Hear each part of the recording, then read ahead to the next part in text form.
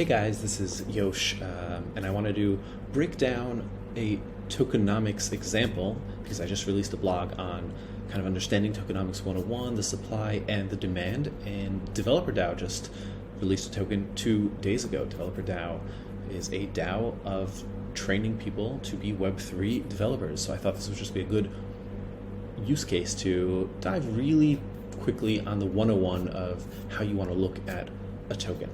So here we've got the code governance token. This is where they're announcing it. It's on their website, developerdao.notion.site.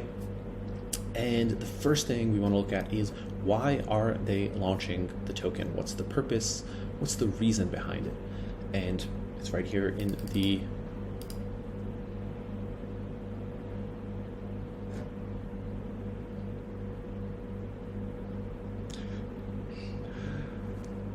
title, the code governance token. So the goal here, as we can see kind of further down here, is that we want to incentivize people to do the right things. NFTs were good because they initially launched with NFTs, but at the end of the day, they realized that kind of the one person, one vote, one NFT, one vote isn't really working, and they want to use a token to incentivize the right people to have more voting power.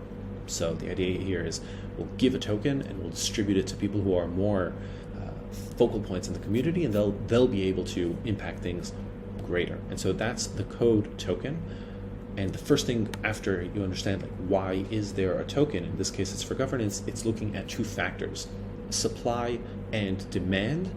And what goes into the supply, what goes into the demand, that's actually something that I just covered in this blog, Tokenomics Supply and Demand, and I'm just going to run through it here. So we have understanding the total token supply, which is how many tokens will there ever be, how many tokens are coming onto the market, and when.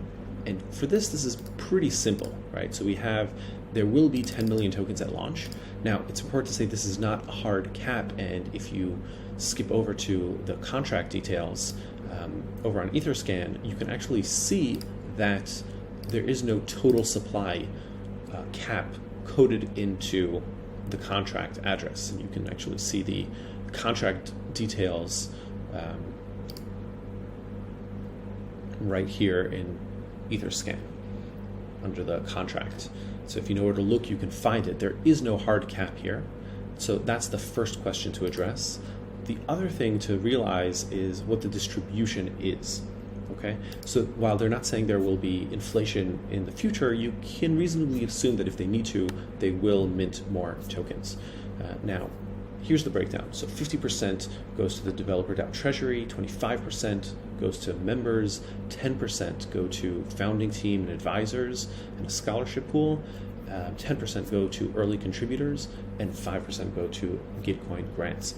So basically, this is heavily weighted towards the DAO treasury. Basically, they are building up a funding pool. So even though they're saying governance, really 50% is going towards the DAO treasury, not the DAO governance protocol. 10% is going to early builders, and then another 10% to early contributors, who are the people that they really want to have more voting power. So they are getting that supply.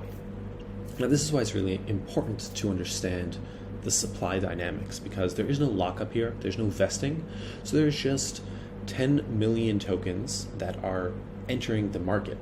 Now, you know that there's no lockup or vesting, A, because they're not writing it here, but also because you can follow the transactions right here in the contract address.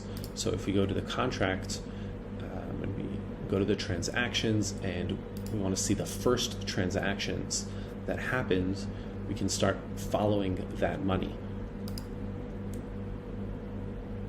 Right, so here we want to see the internal ERC20 transactions and not the general ones.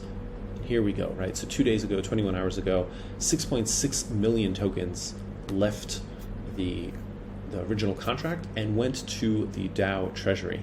Now, those original tokens, they're not in a lockup, they're not vesting, they can hit the market whenever. So that's the first thing you need to understand when evaluating token supply. How many will ever be there, and how soon will they hit the market?